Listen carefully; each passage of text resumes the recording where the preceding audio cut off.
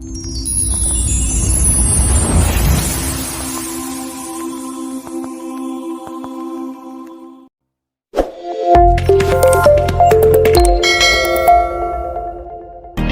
pemrograman prosedural.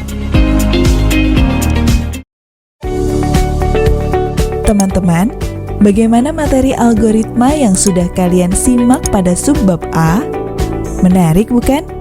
Nah, selanjutnya kita akan mempelajari mengenai bahasa pemrograman prosedural. Wah, kalian sudah penasaran dengan materinya kan? Mari kita simak penjelasannya ya.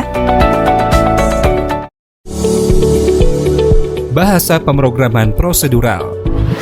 Belajar bahasa pemrograman sama halnya dengan belajar bahasa apapun.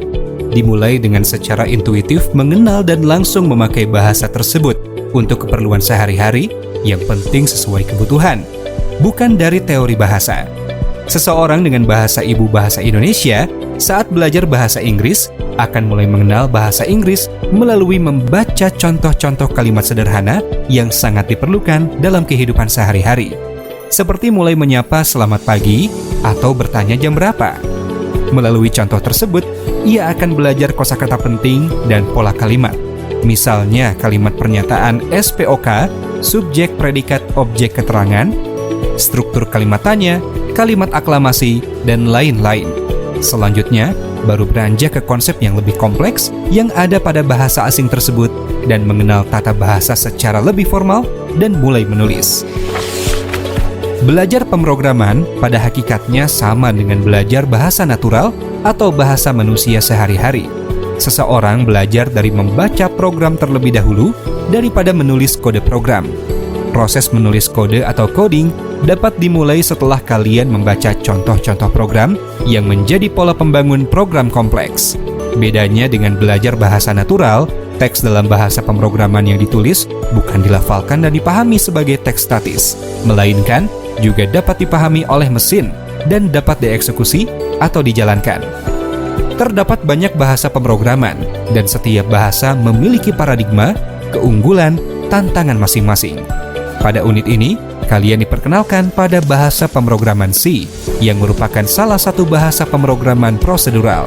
Saat mempelajari bahasa C pada unit ini di kelas 10, kalian akan mempelajari 4 elemen generik, yaitu variabel, ekspresi, struktur kontrol keputusan, dan struktur kontrol perulangan. 4 elemen ini berlaku di semua bahasa pemrograman prosedural lainnya. Teks kode program dalam bahasa-bahasa pemrograman lain banyak yang mirip dengan teks bahasa C.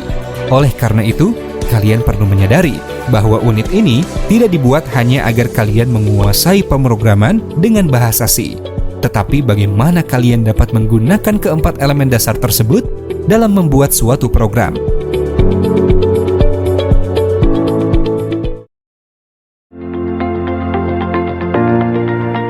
Teman-teman, yang kalian telah simak pada subbab ini yaitu adanya 4 elemen generik dari bahasa prosedural. Keempat pemrograman ini akan dijelaskan lebih mendalam pada materi berikutnya dengan menggunakan bahasa pemrograman C sebagai contohnya. Namun, seperti yang sudah dijelaskan sebelumnya, 4 elemen ini dapat kalian gunakan di berbagai bahasa pemrograman. Maka dari itu, pahami konsepnya ya. Sampai jumpa pada materi berikutnya.